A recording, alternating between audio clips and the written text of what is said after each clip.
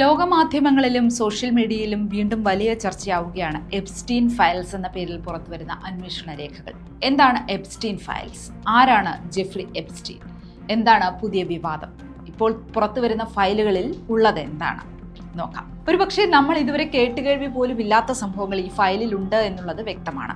നിലവിൽ പുറത്തുവന്ന വിവരങ്ങളുടെ അടിസ്ഥാനത്തിൽ വലിയ ക്രിമിനൽ ലോബിയാണ് ലോകത്തെ നിയന്ത്രിക്കുന്നത് എന്ന് തോന്നിക്കുന്ന വിധത്തിലാണ് കാര്യങ്ങൾ. ജെഫ്രി എപ്സ്റ്റീൻ ഒരു അമേരിക്കൻ ഫിനാൻഷ്യർ ആയിരുന്നു. ഒരു അധ്യാപകനായ അദ്ദേഹം പിന്നീട് സ്കൂൾ തുടങ്ങുന്നു.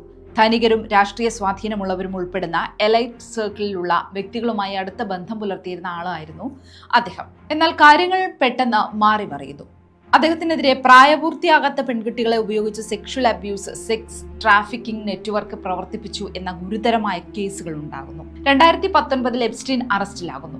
വിചാരണ തുടങ്ങും മുൻപ് ജയിലിൽ മരിച്ച നിലയിൽ കാണുന്നു. അത് സൂയിസൈഡ് ആണെന്ന് ഔദ്യോഗിക റിപ്പോർട്ടുകളുണ്ട്. പക്ഷേ ആ മരണത്തെ ചുറ്റിപ്പറ്റി ഇന്നും വിവാദങ്ങളും സംശയങ്ങളും തുടരുകയാണ്. എപ്സ്റ്റീൻ കേസുമായി ബന്ധപ്പെട്ട അന്വേഷണ രേഖകൾ, court depositions, emails, contract list, flight logs, statements, internal reports ഇതെല്ലാം ചേർന്ന വലിയ രേഖാശേഖരണത്തെയാണ് എപ്സ്റ്റീൻ ഫയൽസ് എന്ന് വിളിക്കുന്നത്.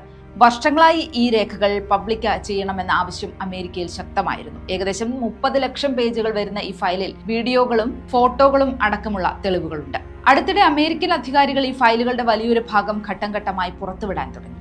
ട്രാൻസ്പെറൻസി ഉറപ്പാക്കാനാണ് ഈ നീക്കമെന്ന് അധികൃതർ പറയുന്നുണ്ട്. എപ്സ്റ്റീനൊപ്പം സോഷ്യൽ കോണ്ടാക്ട് ഉണ്ടായിരുന്ന, കമ്മ്യൂണിക്കേഷൻ ഉണ്ടായിരുന്ന, ട്രാവൽ റെക്കോർഡ്സിൽ റെഫറൻസ് ഉണ്ടായിരുന്ന നിരവധി ഉയർന്ന പ്രൊഫൈലുള്ള വ്യക്തികളുടെ പേരുകൾ രേഖകളിൽ കാണപ്പെടുന്നുണ്ട്.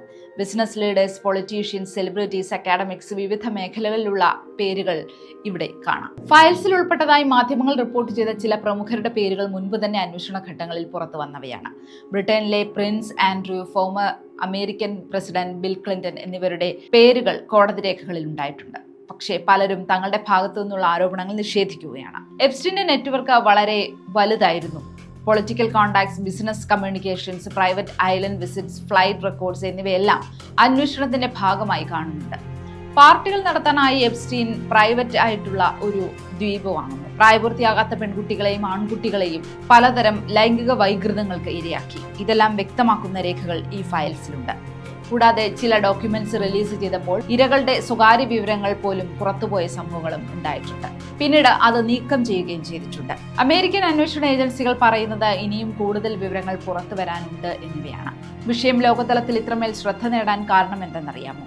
ഇത് ഒരു സാധാരണ ക്രിമിനൽ കേസ് മാത്രമല്ല, പവർ, മണി, ഇൻഫ്ലുവൻസ്, അബ്യൂസ് ഈ 4ഉം ഇന്ററാക്ട് ചെയ്യുന്ന ഒരു വലിയ ഇൻവെസ്റ്റിഗേഷൻ സ്റ്റോറി കൂടിയാണ്. അമേരിക്കൻ പ്രസിഡന്റ് ഡൊണാൾഡ് ട്രംപ്, ലോകത്തിലെ പ്രമുഖ വ്യവസായിയായ ഇലോൺ മസ്ക്, ബ്രിട്ടീഷ് രാജകുടുംബാംഗം പ്രിൻസ് ആൻഡ്രൂ, ഹോളിവുഡ് സിനിമാ നിർമ്മാതാക്കൾ, സ്റ്റീവൻ ടിഷ്, ഇസ്രയേലിന്റെ മുൻ പ്രധാനമന്ത്രിയും പ്രതിരോധ മന്ത്രിയുമായ Ehud Barak, Bill Clinton, Leonardo DiCaprio, Stephen Hawking വരെ ഈ ലിസ്റ്റിലുണ്ടെന്നാണ് പുറത്തുവരുന്ന വിവരങ്ങൾ.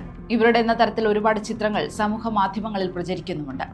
ലോകത്തെ മൊത്തം നിയന്ത്രിക്കുന്ന ഒരു കൂട്ടം ആളുകൾ ഇപ്പോഴുമുണ്ടെന്നും ഇവരുടെ പ്രവർത്തനങ്ങളാണ് ഇതെല്ലാം എന്നും വാദമുണ്ട്. എപ്സ്റ്റീൻ മരിച്ചിട്ടില്ല എന്ന് വാദിക്കുന്നവരുമുണ്ട്. ഇന്ത്യൻ പ്രധാനമന്ത്രി നരേന്ദ്രമോദിയുടെ പേരും ലിസ്റ്റിൽ പരാമർശിച്ചിട്ടുണ്ട്. മൊത്തത്തിൽ നിഗൂഢമായ ലിസ്റ്റും അതിലും നിഗൂഢമായ സംഭവങ്ങളുമാണ് ഈ രേഖകൾ മുഴുവൻ.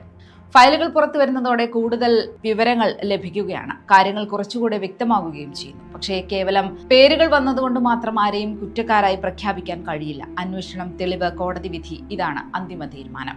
ഇനിയും കൂടുതൽ രേഖകളും പുറത്തു വരാനുണ്ട്. അതിനാൽ കേസിൽ പുതിയ കണ്ടെത്തലുകൾ വരും ദിവസങ്ങളിലും പ്രതീക്ഷിക്കാം.